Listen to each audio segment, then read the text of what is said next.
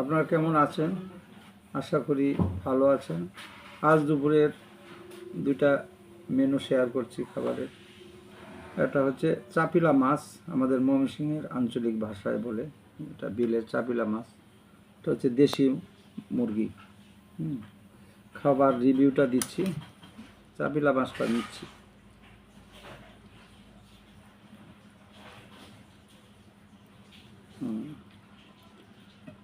বিসমিল্লাহ। দারুণ হয়েছে। এখন একটা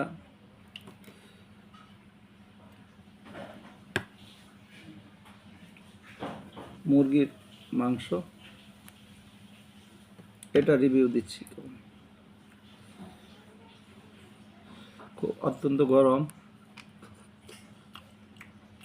দারুণ। ধন্যবাদ সবাইকে।